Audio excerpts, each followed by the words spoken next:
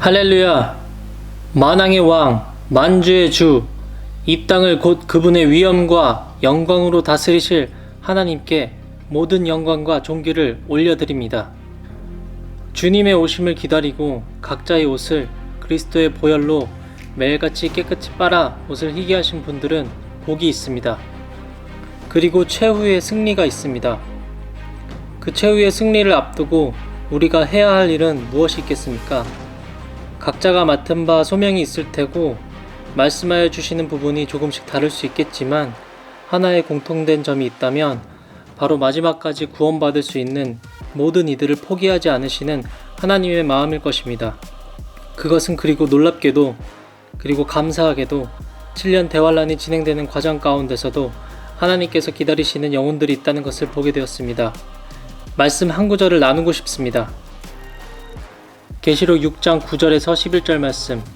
어린 양이 다섯째 봉인을 여실 때 내가 보니 제단 아래에는 하나님의 말씀과 그들이 가진 증거 때문에 죽임당한 자들의 혼들이 있는데 그들이 큰 음성으로 울부짖으며 말하기를 오 거룩하시고 참되신 주여 땅에 살고 있는 그들을 심판하시어 우리의 피를 갚아주실 날이 얼마나 남았나이까 하더라.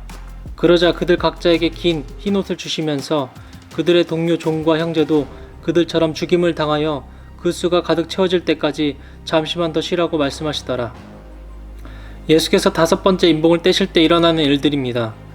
7년 환란기 초반 전쟁으로 인한 많은 성도들의 죽음과 7년 환란기의 중반 짐승의 표가 시작되고 그것의 가증함을 알고 그 표를 받지 않고 죽음을 택한 자들의 혼이 하나님께 억울함을 토로하는 장면을 나타내고 있습니다.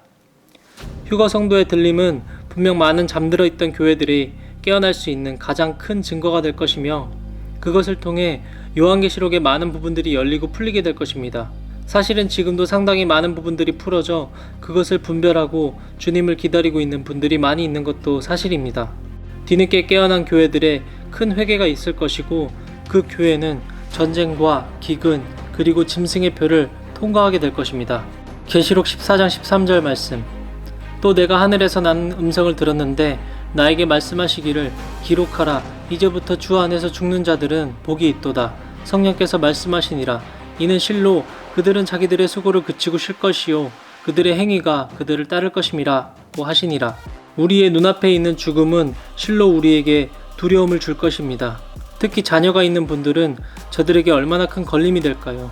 우리의 목과 자녀의 목에 들이우는 총칼들도 엄청난 기근과 배고픔의 울부짖음도 그리고 짐승의 표를 거부하는 자들에게 주어지는 죽음도 그것을 앞두고 있는 사람들에게 제가 과연 여러분들에게 죽음을 두려워하지 말고 믿음으로 나아가라고 말씀드리는 것이 합당하고 이치에 맞는 일일까요?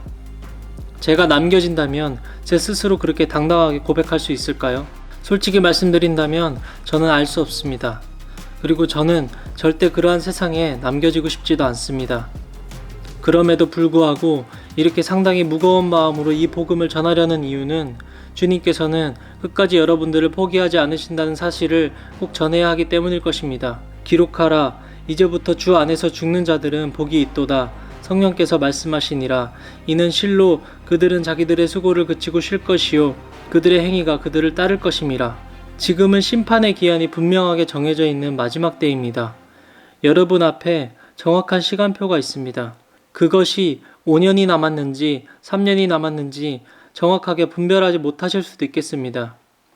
여기저기서 거짓 선지자들이 넘쳐나고 여러분에게 안심하라고 이 또한 지나가리라고 독이 되는 거짓 복음을 전하게 될지도 모르겠습니다. 여러분, 주님을 사랑하십니까? 여러분은 여러분의 눈앞에 펼쳐질 무서운 환란을 보십니까? 아니면 오래지 않아 뵙게 될 예수님의 얼굴을 보고 있습니까? 바로 그 마음에 구원이 있고 이 모든 것을 이겨낼 소망이 있습니다. 여러분은 그 고통과 환란을 묵상해서는 안 됩니다. 분명 고통스러울 것입니다. 하지만 제가 분명히 말씀드릴 수 있는 것은 그것이 그렇게 길지 않다는 것입니다. 그들은 자기들의 수고를 그치고 쉴 것이요 그들의 행위가 그들을 따를 것임이라. 여러분, 예수 그리스도의 보혈을 믿고 구원받은 여러분, 이 계시록 14장의 말씀은 남겨진 자들에게 여러분의 행위가 여러분을 따른다고 말씀하고 있습니다. 저는 분명 일전에 믿음 구원인가 행위 구원인가 라는 주제로 영상을 만들어 올린 적이 있었는데, 대환란 전까지의 교회들이 누리는 은혜 구원의 시대에 교회들이 가져야 할 믿음, 즉 행위의 열매를 볼 수 있는 진실된 믿음에 대해서 나누었고, 그 믿음 구원의 성격이 대환란기에 접어들어 하나님께서 교회와 유대인들로 하여금 짐승의 표를 거부하는 것을 포함하여 행위를 강조하시는 것으로 변화된 듯한 구절을 보았다고 언급한 적이 있었습니다. 과연 마지막 때에는 우리가 구원에서 떨어져 나갈 수 있는 분명한 행동 양식이 존재하며, 이것은 이스라엘 백성들을 중심으로 돌아간다는 느낌을 받게 됩니다. 이방인의 교회가 구원을 받고 나면 하나님의 장자인 이스라엘을 다루시는 시간으로 변화되기 때문입니다. 마태복음 25장 37절에서 40절 말씀. 그때 의인들이 주께 대답하여 말씀드리기를, 주여, 언제 우리가 주께서 굶주린 것을 보고 잡수실 것을 드렸으며 목마를 때 마실 것을 드렸나이까? 언제 우리가 주께서 나그네 되신 것을 보고 대접해 드렸으며 헐벗으셨을 때 입을 것을 드렸나이까? 언제 우리가 주께서 병드신 것을 보았으며 또 감옥에 갇히셨을 때 찾아뵈었나이까? 라고 하리라. 그러나 왕이 대답하여 그들에게 말하기를, 진실로 내가 너희에게 말하노니 여기 내 형제들 가운데 가장 작은 자 하나에게 한 것이 곧 나에게 한 것이니라 하리라. 하나님의 보좌 앞에 양과 염소가 나뉘어져 있습니다.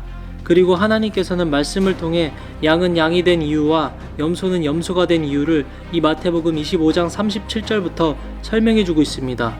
마태복음 24장부터 집중하여 살펴보아야 알 수 있는 부분인데, 여기 25장에 등장하는 주님 보좌 앞에 양과 염소의 기준은 내 주변에 가난하고 헐벗은 자들을 도와주었었는지, 아니면 나 자신만 생각하고 살았는지 도움이 필요한 이웃에게 도움을 주는 분명한 행동 양식을 말씀하십니다.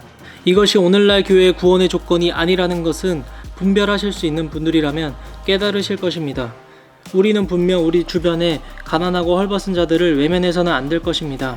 하지만 이 성구를 통해 말씀드리고 싶은 것은, 마지막 때에 남겨진 교회는 전 세계적인 큰 기근을 경험하게 될 것이며, 여기서 하나님께서 한 번 더 양과 염소를 나누시게 되는데, 그 양과 염소를 나누는 기준이 짐승의 표를 받는 자와 그렇지 않는 자를 더불어 이 대환란의 기근 동안에 가난하고 헐벗은 자를 도와주었었는지 그렇게 하지 않았는지를 하나님께서는 지켜보고 계실 것입니다.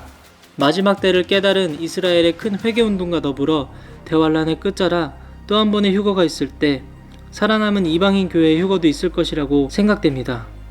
하지만 그때는 우리가 그것을 기다리기보다는 하루하루 죄에서 멀어지며 가증한 것들을 멀리하며 자신을 정결케 함으로 세상과 구별돼서 살아가는 일에 집중해야 한다고 믿습니다. 요엘서 1장 15절 말씀. 슬프도다 그 날이여, 이는 주의 날이 가까웠으며 전능하신 분으로부터 오는 멸망처럼 그 날이 올 것임이라. 요엘서 1장의 짧은 구절입니다. 요엘서 1장을 묵상하면 전 세계에 임하는 세 번째 인의 재앙인 기근의 재앙의 모습이 어떠한지 알 수 있습니다. 이 재앙에서 살아남는 데 있어서 여러분의 지성과 힘을 쓰는 것이 아니라 하나님께서는 여러분의 진심 어린 회개와 거룩함으로써의 돌이킴을 원하실 것입니다. 요엘서 2장 2절 말씀. 흑암과 암영의 날, 구름과 짙은 어두움의 날이 산들 위에 펼쳐진 아침 같으니 많고 강한 사람들이라. 이 같은 일은 전에도 없었고 그 이후 곧 많은 세대들의 연수에까지도 다시 없으리라. 요엘서 2장의 짧은 구절입니다. 저는 이 구절을 읽으면서 말씀 속에 굉장히 유사한 구절이 떠오르게 되었는데, 요한계시록에서 6번째 인봉에 떼어지는 구절입니다. 요엘서 2장을 묵상하면 7년 환란의 끝자락의 모습을 묵상할 수 있습니다. 모든 것이 불타 없어지며 정체를 알 수 없는 무엇인가가 온 세상을 쑥대밭으로 만들 것입니다. 요엘서 2장 13절 말씀. 너희 옷을 찢지 말고 너희 마음을 찢으며 주 너희 하나님께도 돌이키라. 이는 그가 은혜로우시고 자비로우시며 노하기를 더디하시고 매우 인자하시며 재앙에서 스스로 돌이키심이라. 요엘서 2장도 마찬가지로 이스라엘과 말씀을 읽는 이방교회 모두에게 마음을 찢으며 회개하도록 회개를 촉구하고 있습니다. 여러분께서 요엘서 2장을 묵상하시면 그 끝무렵에 하나님의 소생시키는 은혜가 있음을 볼 수 있습니다. 그 구원의 은혜가 남겨진 교회에게도 꼭 임하기를 소망하고 기도합니다. 요엘서 2장 32절. 그러나 누구든지 주의 이름을 부르는 자는 구해냄을 받으리니 이는 주께서 말씀하신 대로 시온산과 예루살렘에 구해냄이 있을 것이요 남은 자를 주께서 부르실 것임이라. 주의 오심을 기뻐하라는 기쁨의 복음은 노아의 때에 노아를 홍수로부터 건져내셨던 하나님의 구원의 기쁨입니다. 하나님은 이 늦은 시간에도 여러분이 그 구원의 기쁨의 복음으로 나아오길 원하신다고 보잘것없는 저를 통해서 이 메시지를 전하고 계십니다. 마지막 때는 노아의 때와 같다고 합니다. 이제 하늘에서는 비가 쏟아지는 것이 아니라 뜨거운 태양빛과 더불어 끝자락에는 불덩이가 떨어질 것입니다. 남겨진 자의 복음은 여러분을 잠식하는 그 고난 속에서 진심으로 하나님 앞에 회개하는 것입니다. 하나님보다 세상을 사랑하였던 여러분의 죄, 하나님을 잘 몰랐다고 하지만 분명 여러분께 찾아왔었던 그 영생의 복음을 걷어차버린 죄, 음욕과 쾌락의 죄에 빠져 주님께서 주신 몸을 나를 위해서 사용한 죄. 여러분, 저도 처음부터 이 죄들을 이기고 멀리한 것이 아닙니다. 구원에 이르기까지 이 죄와는 피 흘리기까지 싸우는 것이며, 제가 젊은 날에 이 음욕과 쾌락에 빠져 수많은 시간을 허비한 것을 생각하면 피눈물을 흘리고 온몸이 부서지게 땅을 쳐도 돌이킬 수가 없습니다. 그저 저를 누구보다도 잘 아시는 주님께서 돌이키고자 하는 제 작은 마음을 기쁘게 받아주시고 죄 가운데서도 나를 다루셔서 정말 이르지 않은 시간에 주께로 돌이키시는 은혜를 베풀어 주신 것입니다.